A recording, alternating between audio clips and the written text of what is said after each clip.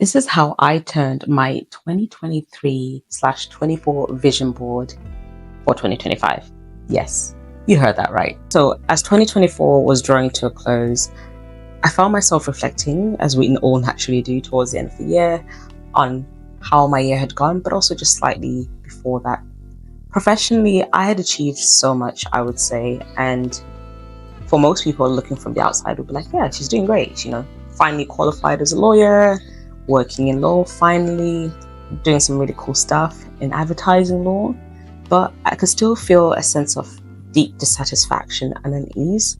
And I think it really came down to realizing that I had become a person who breaks promises to herself.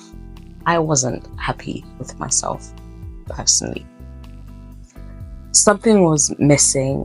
I wasn't living up to my potential, and deep down, I knew it.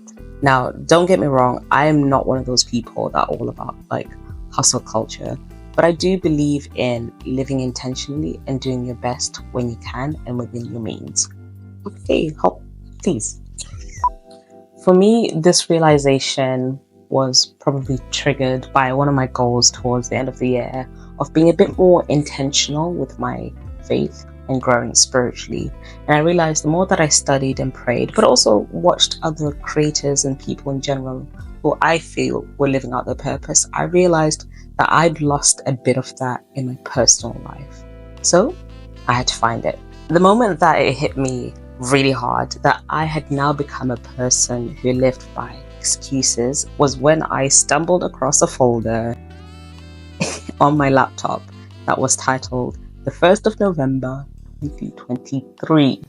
So almost 2 years ago, I'd felt this burst of energy midnight, clearly when all good rebrands happen, and I'd collected a bunch of images that were looking at the kind of person I wanted to become, the woman I wanted to be as I was preparing to go into my 30s. I'd gathered all these pictures and just never did anything with them.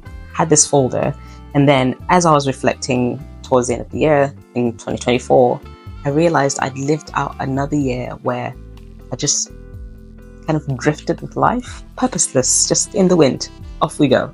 Now, like I said, I don't necessarily subscribe to this toxic culture that we have of, how would you even call it? Yeah, hustle culture. No, not necessarily. But like I said, I do think there is value in being intentional about your life. Think about it. How many times have you started something with enthusiasm and then somehow you kind of just lose steam halfway through? That's what I like to now call productive procrastination. I realized I'd fallen to the level of my excuses. Seeing that folder made me realize how much I'd just been living off excuses, and it felt uncomfortable facing myself, if I'm honest. Think about it. Almost 2 years ago, I had this vim and vigor and energy to change my life, and I just didn't do it for one reason or the other. Just kind of let life drift by. It made me realize, and this is not a bad thing, by the way, in case any of my employers or future employers are watching, that it's great to have strong professional goals and wanting to achieve those things, but also don't forget that kind of personal part of your life. And I realize, you'll wake up early for that 9 a.m., 8 a.m. meeting, you turn up on time, and sometimes, for example, in a profession like law, you might be working crazy hours into the night. Why is it that we don't often put that same energy where we're building someone else's vision and dreams to build our own? And that's what really hit me. Just looking at that folder, I could not believe that I'd let another year go by. And funnily enough, I'd created that folder because obviously in 2023, I was thinking, oh yeah, 24 is the year I turned 30 and all that kind of fun jazz. And I just looked at it and I was like, this was the vision I saw for myself, and I let her down. Wow. So instead of creating another 2024 vision board and wasting my time trying to collect new images for the 25 vision board, I decided to immediately start with how I meant to go on, basically. And I just started with what I had. And I think the main point for me was action. I wanted to be biased towards action, which is something I hadn't done in a while. Procrastination, I've learned, is just another form of fear. fear of judgment, fear of failing, fear of starting, fear maybe of actually getting the things that you actually want and set out to do. I needed to stop living in fear. And that was basically, I wouldn't say I have a strong goal for 25, but it's more so learning how to earn back my own trust again. That is my main goal for 2025. And that's why I continue to use these images, because actually when I ended up putting it together, it did give me the essence of kind of Lorraine I want to be. Like, how does she dress? How does she talk? How does she show up for herself? And I think the other question that I saw someone on social media that made me go, whoa, I just need to do something and just act.